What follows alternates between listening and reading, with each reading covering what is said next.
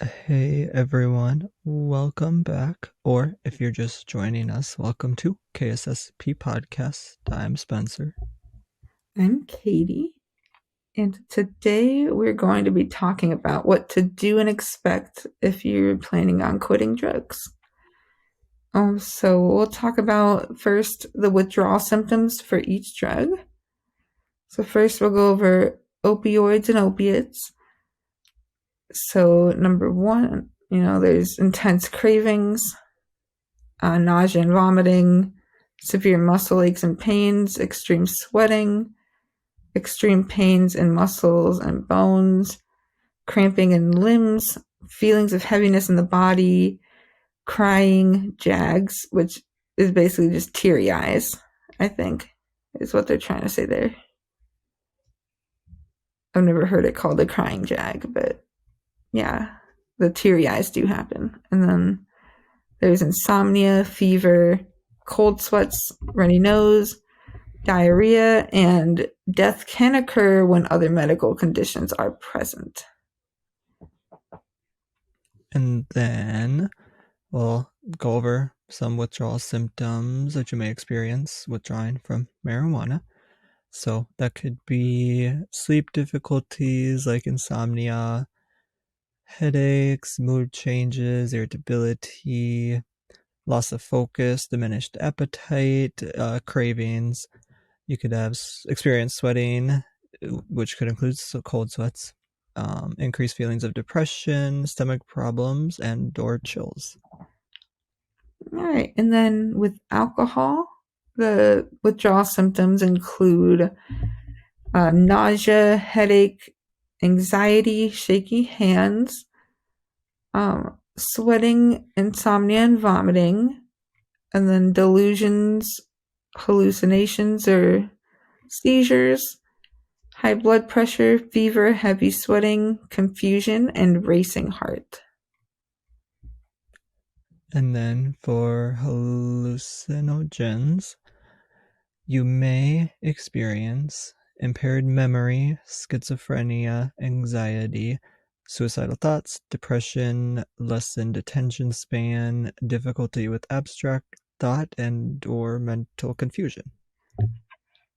And with MDMA specifically, withdrawal symptoms could include abnormal increase in appetite, agitation, a general dissatisfaction with life or depression, irritability, lethargy, anxiety, and excessive sleepiness. For benzos, withdrawal symptoms that you may experience could include anxiety, panic attacks, sweating, nausea, headaches, tremors, seizures, heart palpitations, and or muscle pain. And then for crack or cocaine withdrawals, that can include anhedonia, which is the inability to feel pleasure, depression, exhaustion and fatigue, challenges in concentration, all over body aches and pains, cravings, tremors and shakiness, chills, and anxiety. For amphetamines or methamphetamines, some, again, withdrawal symptoms may include irritability, fatigue, anxiety, dehydration, lack of energy, weight gain, dysphoria, which is low mood, could progress to clinical depression and suicidal thoughts, insomnia, which could be followed by hypersomnia, which is sleeping too much. You could experience ahedonia, as we mentioned with the other one, the inability to think clearly, drug cravings, depression, withdrawing from others, mood swings, psychosis, fatigue and excessive sleepiness, increased appetite, and or suicidal thoughts / ideation. All right. And then finally, for PCP withdrawals, some symptoms may include sweating, irritability, agitation, fear, anxiety, restlessness, headache, muscle breakdown, seizures, hallucinations, muscle twitching and tremors. Then there's hyperactive eye movements, acidosis, elevated body temperature, depression and suicidal thoughts, diarrhea, weight loss, impaired cognitive function, mood disorders, sleep disturbances, and speech impairments. And then some drugs that you should never quit cold turkey without medical supervision. So, if you are thinking about quitting alcohol, benzodiazepines, or PCP, make sure you have a plan to visit a detox center or the ER. The possible seizures and other symptoms can make those withdrawals deadly, so medical supervision is highly recommended. All right, and then now we're going to talk about making a plan to quit. So the best way to quit is to find a local detox center. This way you can be medically monitored during your withdrawal, and you won't be able to go out and buy more drugs as the withdrawals get worse.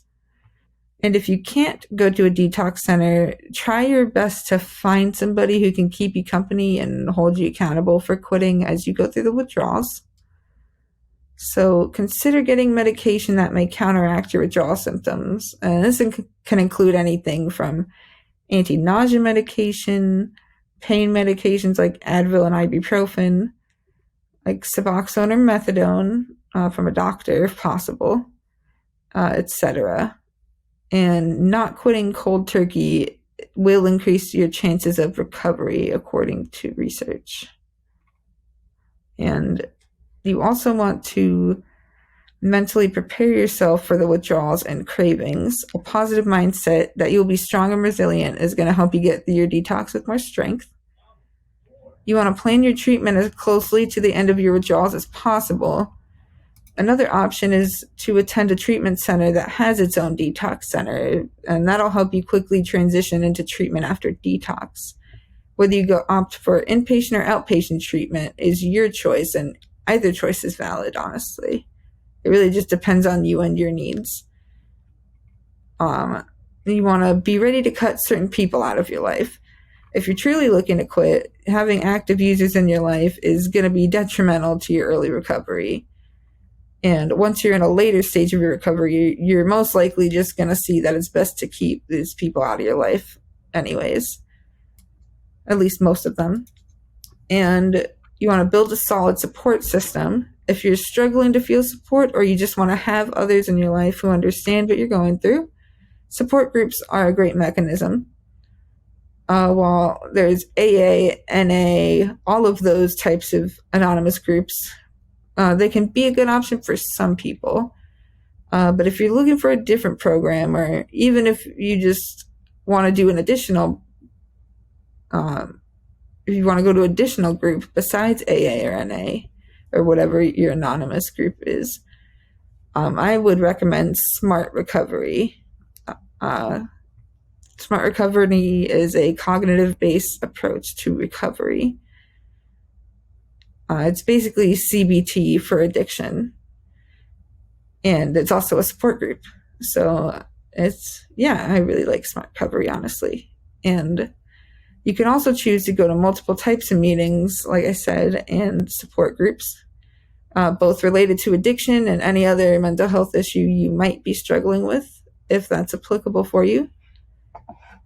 And finally, you want to start building a plan for avoiding relapse. If you choose to go to treatment, they're most likely going to help you with this plan towards the end of your treatment, but it doesn't hurt to start beginning the planning of how to avoid tempting situations and just learning how to say no if someone offers you something, because having that plan before you work on it in your treatment program, like planning it ahead of time, will help you, because you honestly never know whether you're in inpatient or outpatient treatment.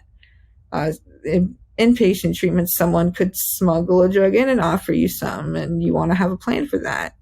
Or if you're in outpatient treatment, obviously, like one of your old friends that you're trying not to talk to can hit you up and ask you if you want anything, or your old dealer or whatever. And you just want to have a plan of how to avoid that if you're really trying to quit. And so that was our episode on quitting drugs.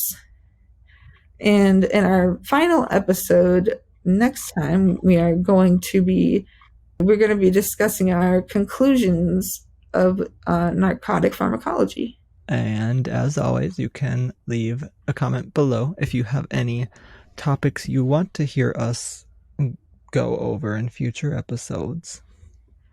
Yeah, you can reach out to us on Facebook, YouTube, Instagram, Twitter, TikTok. We also occasionally Twitch live stream, so make sure to follow us there so you're notified when we do.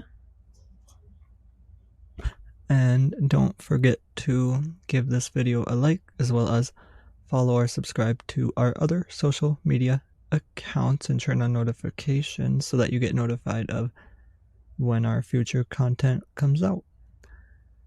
Otherwise, we will see you all in the next video.